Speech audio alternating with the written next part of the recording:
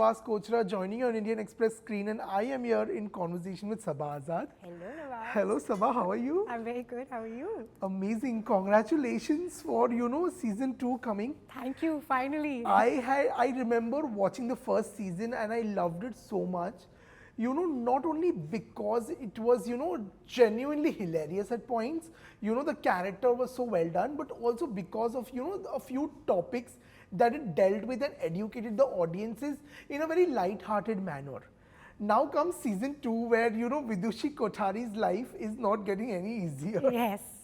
There are so many challenges that are in store. Yeah. So, your connection with this character, with this, show, what has that been like?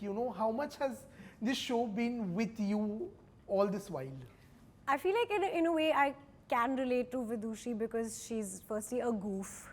So in that aspect of it is definitely a lot like me.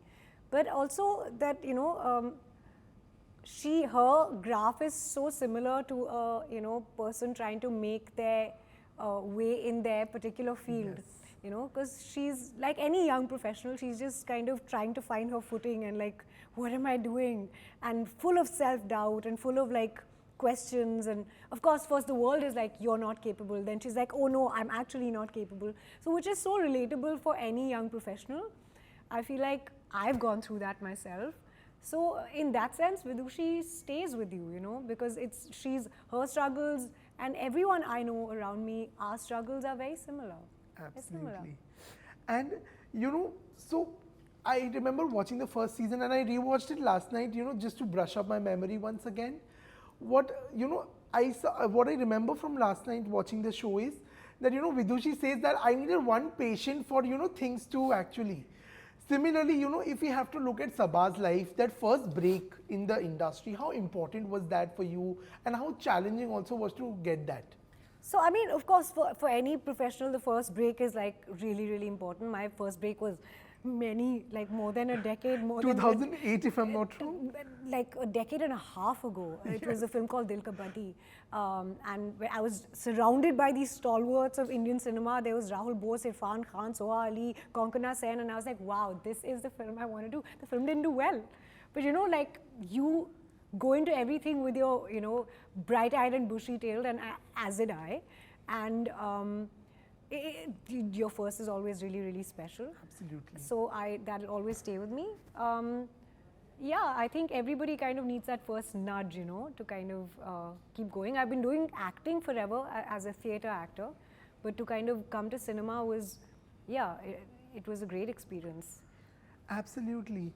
Also, so from what we know about the second season, this season, while Vidushi has accomplished, that mission of having a first patient, delivering the best friend's baby and everything is sorted, there are challenges waiting, where it comes to self-doubt, self-belief and all of that. Yeah. So, in real life also, how much has self-doubt, played a role in your life?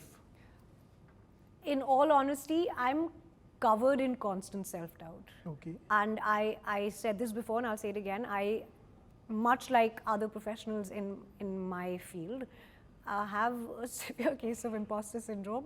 And I'm constantly questioning myself. But as I'm growing older, I'm realizing that there has to be a level of trust in the people you work with as well. So early on, I would be like, what have I done? Oh my God, I made a mess. Was that okay? After you call cut, I'd be like, oh no, I didn't get it.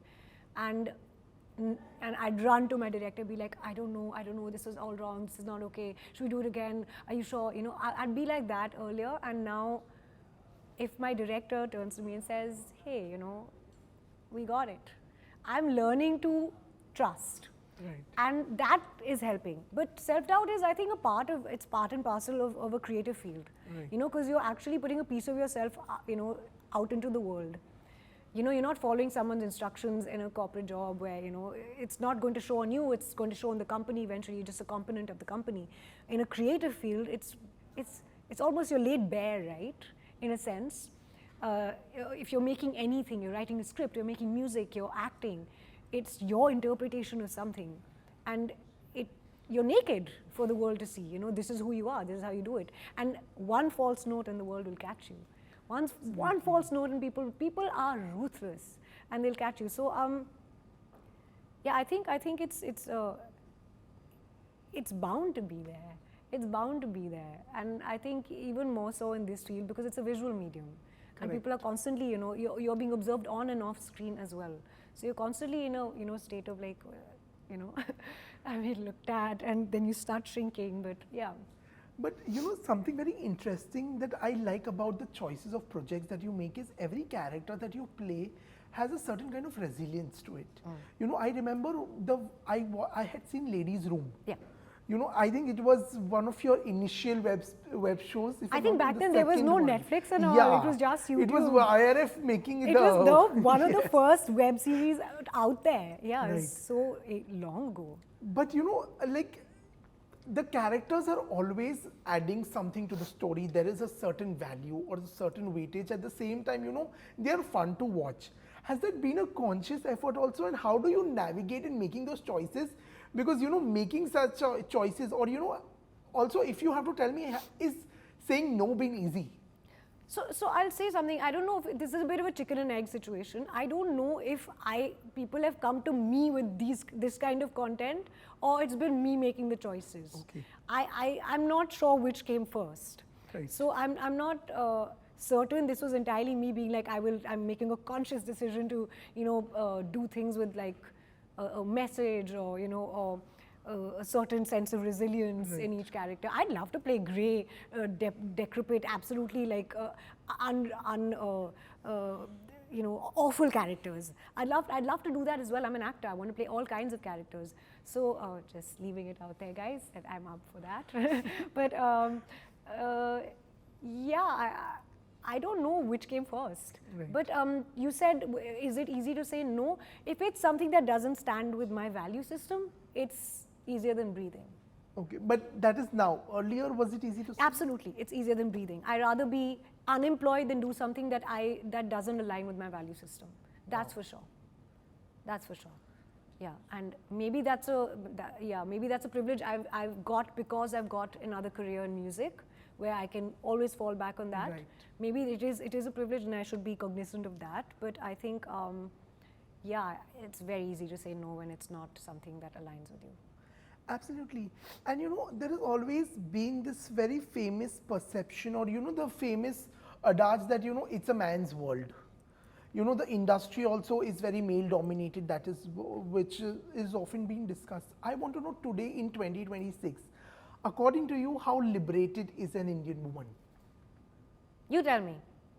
How liberated do you think an Indian woman is? I think it's a work in progress. In the most progressive of homes, woman could be working. She will come back, she will lay the table, she will feed everybody. That still happens. The curfew is still there for women today. Yeah, of course. And we're not telling our boys to sit at home. We're like, after 8 o'clock, you don't step out of the house, beti, because, you know, kya pata kuch ho jaye. We're not telling the boys, you stay inside, we're putting a curfew on you. So, I mean, you tell me how progressive. We're full of female infanticide. This world is full of domestic violence. The manosphere is hyperactive. I think we've gone backwards, if anything else. There was an upswing, and I think that lasted till the early 2000s, and then it plateaued, and then it's crashed. And I think, I won't go into the political reasons of why it has happened. That is, it's economic and political reasons for it. But yeah, patriarchy doesn't serve anyone, least of all men. Absolutely. Least of all men. I think it makes it impossible for men also to have emotion, for men to say no, for men to also be like, I want to be able to have a cry. And, you know, there's so many unnecessary expectations patriarchy puts on women and men. And nobody's having a good time within that system. So, yeah, we have a long way to go and a lot of undoing to do. Yeah. But coming to the film industry also, has that perception also come about? It's getting stronger, we are getting there. What is that like? You know, because it's a girly appa creation, this one. Yes. It's, you know, an actress spearheading it completely, shouldering it. So, has that approach changed towards actresses also in our industry? I think the field of art has always been leaps and bounds ahead of, say, Right. society. It is what challenges society's perception, and that is the function of art, to reflect and challenge what the society is throwing at them. So, and to question the society one lives in. And I think art always, the function is to be steps ahead. So yes, I'd like to say there is so much more work for women now within our industry. It's so much better. But do we have pay parity? No, we don't. No, we don't. Do we have respect for women who've just birthed children and are asking for 8-hour days? No, we don't. We're still struggling with that. So, we're still unable to give women that without showing them their place, so to say. So, we are doing better. There's a lot more content for women. There's no career hierarchy if you get married anymore. There's also, it's so much better with like married women and roles for women that are older. It's so much better. And I think OTT can be thanked for that. Because content is winning over, stardom and other such things. But yeah, we have a long way to go. We have a long way to go. Just last week I was talking to a television actress and she told me that she also had to face a lot of, comments on the way she looked. Of course. Beauty standards in our industry. Yeah. How much have, people become progressive with that, or, you still have to deal with the pressures of looking a certain way? I think there's definitely endless pressure of looking a certain way. Okay. And it's whether you buy into that, spiel or not. Right. And I think you're better off not buying into that spiel. Because now there's so much work for people of all shapes and sizes and all kinds of looks, because life is full of people with all shapes and sizes and all kinds of looks and skin colors and skin textures and hair color, and so, and if art is becoming more realistic, then we require people who look like real human beings and not perfect mannequins. And homogenized kind of looks are so boring, and everybody looks the same. I want to see flaws. I want to see your zits. I want to see, texture on your skin. I want to see a white hair. It's so fun, right. And it's so much more interesting and sexy. And on women, there's endless pressure, right? There's endless pressure to look a certain way. You have to be fit. You have to be this, but you can choose to buy into it or not. And of course, there's a system you're fighting against when you're saying that I choose not to buy into it because it's rigged against you. But I'd say to hell with it, really. So in the show, Vidhu, she is battling with self-belief and self-doubt. Yes. She's constantly in that war. If you have to tell me a story from your real life where, you've battled with self-belief, self-doubt, come triumphant out of it, what would that story be? I mean, sometimes you get on stage, you're doing a gig, and sometimes audiences are just like, there's no hand dancing and all. And then you're like, oh my God, that gig bombed. We were really bad. And you get off, you're thinking that the whole time. And you get off stage and they're like 20 people rush to you and they're like, that was so amazing. And you're like, oh? Because then I came off stage being like, oh my God, that really sucked. They hated us. They didn't like our music at all. It was so bad. And then people like come running to me like, oh my God, can we get a photo? It was so good. And so, yeah, I mean, it shows up in all sorts of tiny ways. Yeah.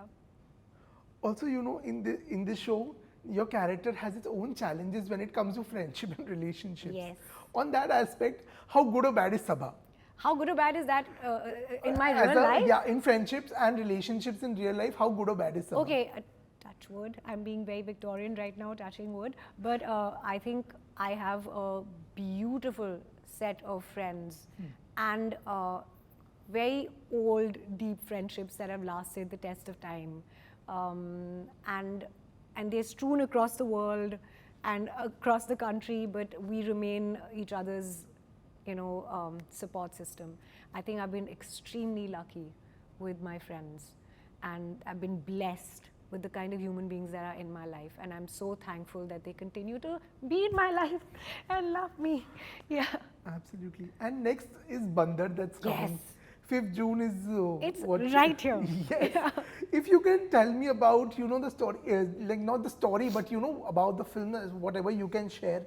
And it's an Anurag Kashyap world, so Yeah. you can expect it to be dark in all the senses. Yeah.